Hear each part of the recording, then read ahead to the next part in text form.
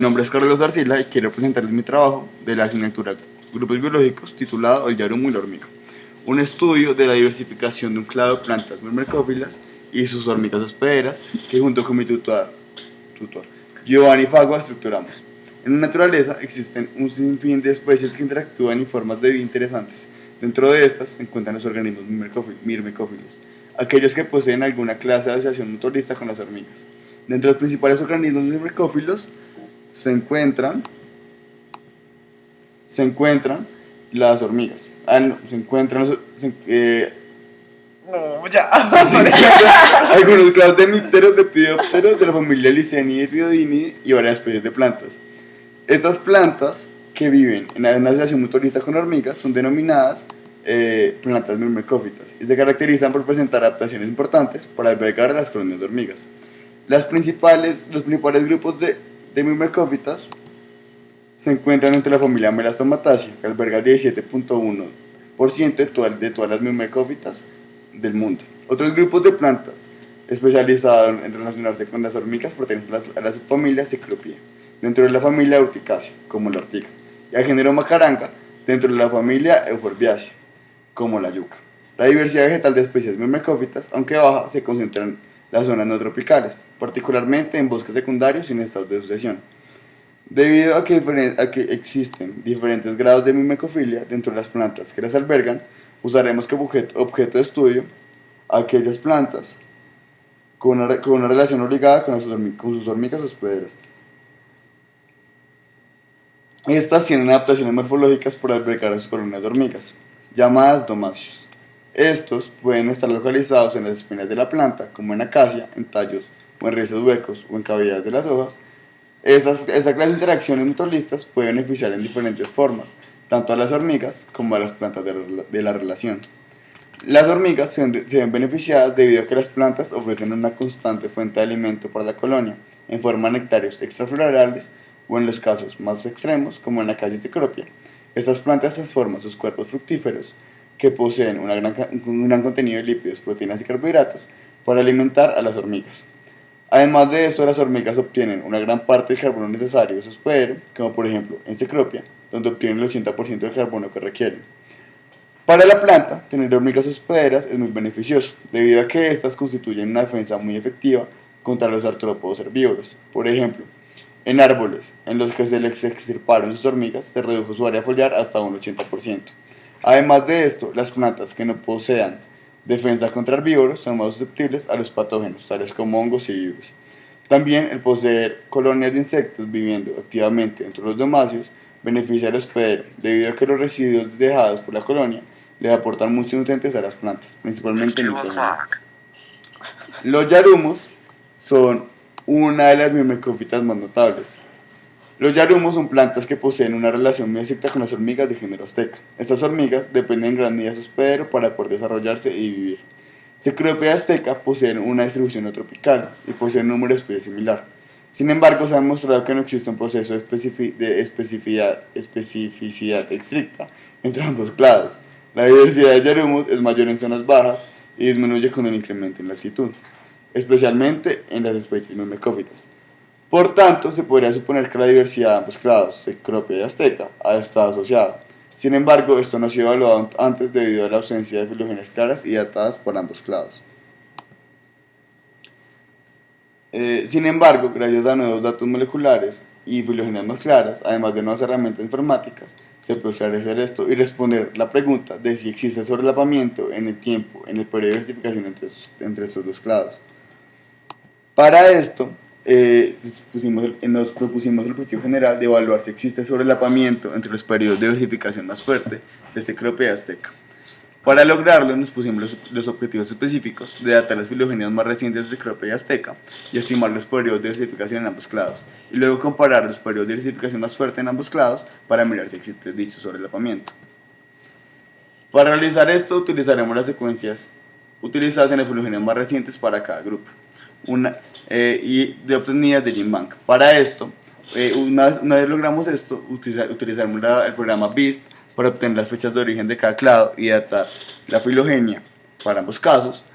Y finalmente empleamos BAM para estimar el tiempo de variación en el tiempo de los procesos de diversificación filogenética dentro de cada clado. Y con esto pudimos responder la pregunta de que si existe sobrelapamiento entre ambos periodos de tiempo de diversificación. Una vez detectamos la filogenia, encontramos que, que los análisis relacionaban las diferencias en cuanto a la coloración, en cuanto que el árbol calibrado con mayores valores de SSS fue reconstruido utilizando un proceso de operación de Joule como prior. En este se identifica que el clado de Azteca divergió de los géneros más emparentados con este hasta aproximadamente 49 millones de años a inicios del Eoceno. Este se mantuvo como una rama individual hasta hace 16 millones de años, donde empiezan a separarse los diferentes clados dentro del género. Esto ocurrió en el Mioceno medio, curiosamente donde hubo una caída en la tasa de diversificación de los insectos, siendo el clado Azteca Baticeps y Azteca Instabilis aquel que apareció más reciente hace 11 millones de años. Por otro lado, se identificó que para Cecropia, Mirianthus se separó del resto de la Cecropia hasta 75 millones de años a inicios del Mioceno. Asimismo, Puroma se separó de Cecropia no mucho después, hace 19 millones de años. Sin embargo, la corona de Cecropia aparece hace 11 millones de años en el Mioceno medio. Aquí se separan tres grandes clados que divergieron en tiempos similares entre ellos, entre 6 y 8 millones de años a finales del Mioceno. Los análisis de BAM, como se muestra abajo, infirieron un modelo de diversificación con una alta probabilidad de que solo ocurriera un cambio en la tasa de diversificación, tanto para Azteca como para Cecropia. Se utilizó la corrida con el modelo de Poisson, ajustando el 0.1, ya que este fue el que obtuvo la mayor probabilidad de cambios a posteriori. Para ambos clados, el análisis arrojó una tasa de diversificación inicial que fue creciendo gradualmente a lo largo del tiempo. Se encontró que estos análisis concuerdan con fósiles recientes de Puroma que se encontraron en el Mioceno medio. Sin embargo, a la hora de estudiar los análisis de estimación de pruebas de diversificación, hay mucho ruido debido a que las secuencias son muy cortas y no se logra lograr una estimación exacta de ellas. Tal vez el resultado más incluyente de este trabajo fue que existe un sobrelapamiento en los tiempos de origen de Cecropia y Azteca, apareciendo ambos clados en el Mioceno medio, entre 11 y 15 millones de años atrás. Los integrantes de Cecropia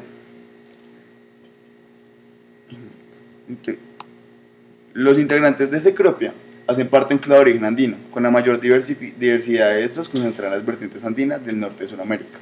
Los miembros más basales de este grupo no poseen hormigas asociadas y se distribuyen en las zonas bajas de África y a lo largo del Amazonas no tropical, en simpatía con los yarumos que sí poseen hormigas.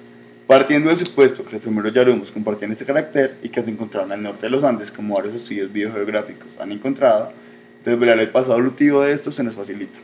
En el Mioceno medio ocurrió un periodo de orogénesis acelerado que dio paso a la formación de lo que se conoce hoy en día como la cordillera de los Andes.